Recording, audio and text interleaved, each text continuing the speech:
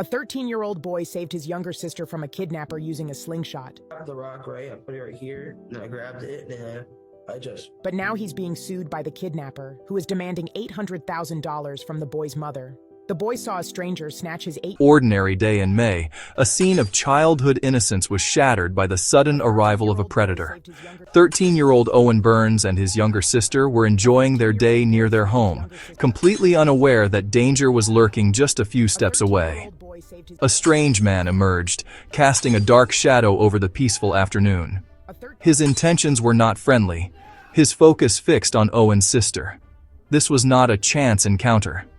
It was the beginning of a calculated attack. The man moved with chilling purpose, closing the distance to the children. The stranger, later identified as 17-year-old Noah Lee Adkins, did not hesitate. He lunged forward and grabbed Owen's sister, attempting to pull her away and silence her cries. For a terrifying moment, it seemed the attacker might succeed. In the face of a terrifying and chaotic scene, where most would be paralyzed by fear, 13-year-old Owen Burns did not freeze. He did not run away. The primal scream of his sister was a sound that cut through the evening air, a sound that demanded action. Instead, a powerful surge of protective instinct took over, a wave of clarity washing away the initial shock. His mind, which had been reeling just moments before, now raced with a singular, focused purpose: find a way to stop the attack and protect his family. His thoughts landed on a familiar object, a simple tool he often carried with him for fun. It was a constant companion on his adventures in the woods behind his house, used for target practice on cans and trees. Now, in this moment of crisis, he reached for his slingshot. In that instant, the young boy transformed. He became a modern-day David facing a menacing Goliath, a lone defender armed with little more than courage and a piece of plastic. His quick thinking would be the turning point in a situation spiraling rapidly out of control. The air was thick with tension, each second stretching into an eternity. He knew he had only one chance to make a difference, one opportunity to intervene before it was too late. There was no room for error. Every movement had to be precise, every calculation perfect, and every decision made in a split second. The weight of the moment rested entirely on his young shoulders.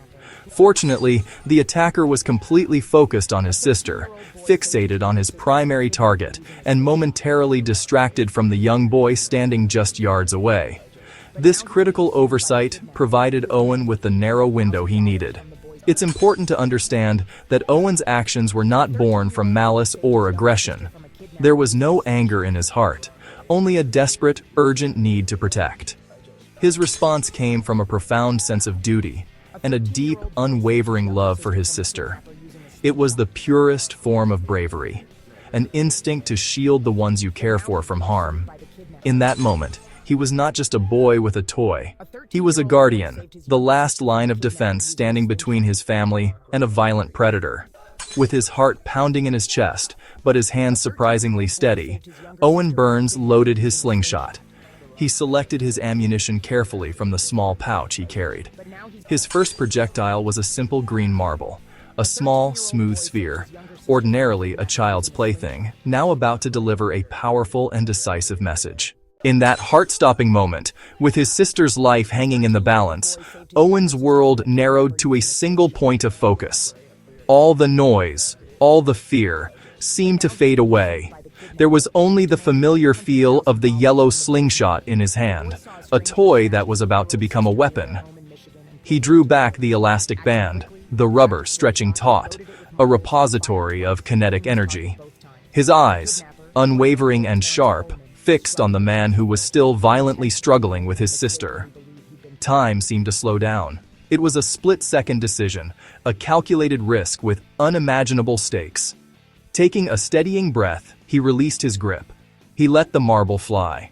The small green sphere became a blur, a projectile launched with purpose.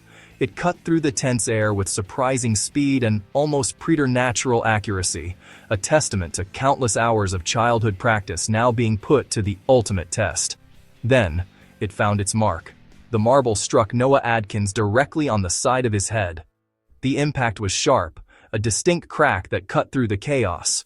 For Adkins, it was a completely unexpected jolt of pain, a disorienting blow from an unseen assailant. The shock was enough to break his concentration. The attacker momentarily released his grip. He stumbled back, clutching his head in pain and confusion. The first shot had done its job. It had created the opening Owen so desperately needed. But Owen knew one shot might not be enough to end the threat. Adrenaline still coursing through him, he acted on pure instinct. Without a moment's hesitation, he reloaded. This time, there was no marble. He grabbed the nearest available ammunition, a jagged piece of gravel from the ground. It was a more brutal, less predictable projectile. Adkins, though stunned and in pain, had not yet given up. He was shaking off the initial blow, his anger now escalating as he tried to reorient himself. As the attacker tried to recover his balance and lunge forward again, Owen fired. The second shot was away. The sharp-edged rock struck him squarely in the chest, a second sickening thud of impact. The two painful blows, one after the other, were decisive. The fight was gone from him. Realizing his plan had irrevocably failed and that he was under attack, he turned and fled into the woods. In that same instant, Owen's sister seized her chance and ran toward the safety of her home. In the aftermath, Owen's own account was simple, direct, and chillingly understated. "I shot him in the head and chest and she starts running," he later recounted.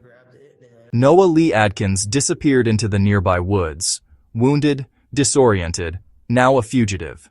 Strikes to his head and chest left visible wounds, making him conspicuous.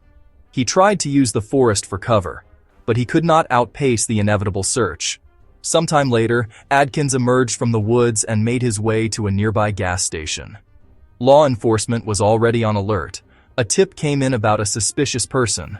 Arriving officers found Adkins with injuries matching the slingshot strikes. He was quickly identified and apprehended. The manhunt was over. In custody, faced with evidence and witness accounts, he confessed. He admitted he intended to severely beat Owen's sister, confirming the worst fears of family and police. The confession became a critical piece of evidence, transforming the case and ensuring accountability. After his arrest and detailed confession, the case transitioned from an active police investigation to a matter for the courts.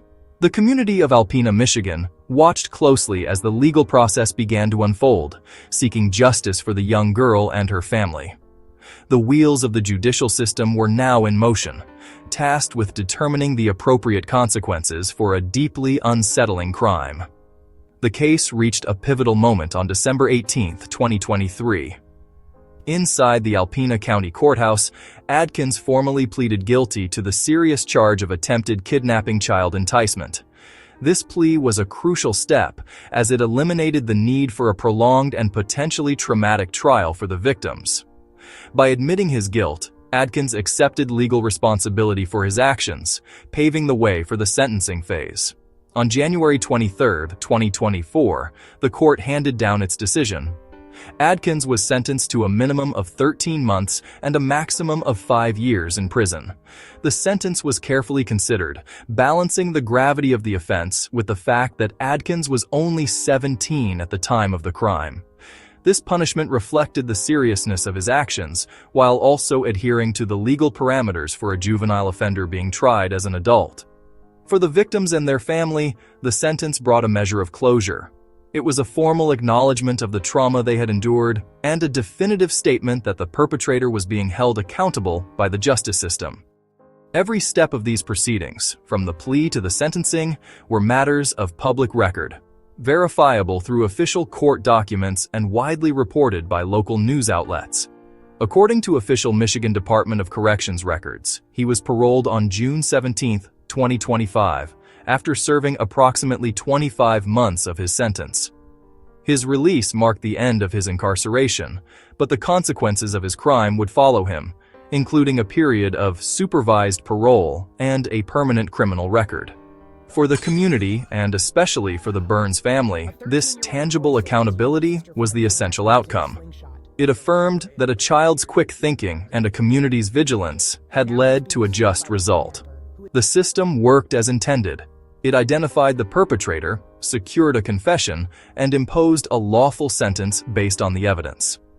This documented clarity of the official record stands in stark contrast to the confusing and baseless rumors that would later circulate online, attempting to rewrite the facts of the case.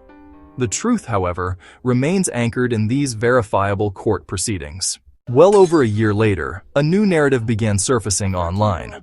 In August 2025, social media platforms and advocacy sites circulated a shocking claim that the attacker's family filed an $800,000 civil lawsuit against Owen Burns' family. The figure seemed designed to provoke outrage and disbelief.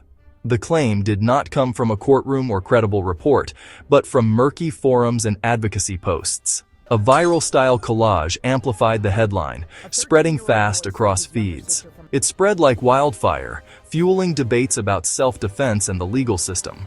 But one crucial element was missing: verification, a textbook example of a narrative manufactured online, growing without real-world evidence. A thorough review of credible outlets reveals no supporting evidence. NPR, no report. ABC News, no report. CBS News, no report. No reputable newsroom confirms the claim. Public court records in Alpena County show no such filing.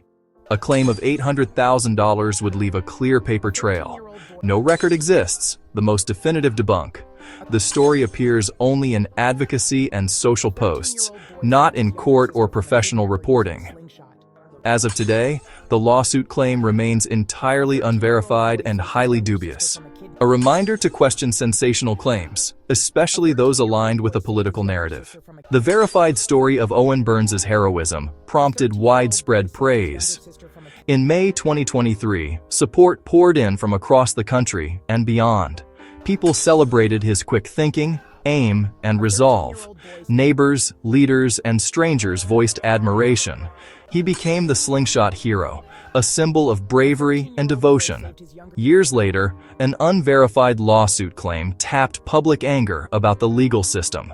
The narrative went viral, not for truth, but for outrage. A tale of two reactions: unity from facts, division from misinformation. A case study in how stories are shaped and consumed online. The public's desire for justice is powerful, so is our responsibility to verify before we share. Strip away the noise, and a powerful truth remains. On May 10, 2023, Owen Burns witnessed an attempted kidnapping of his sister. With courage and precision, he struck the attacker twice, forcing him to flee, and his sister escaped to safety. The attacker was arrested, confessed sinister intent, pleaded guilty, and was sentenced.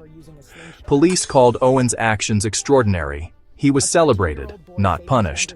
The later lawsuit claim remains unsubstantiated. No news reports, no court records.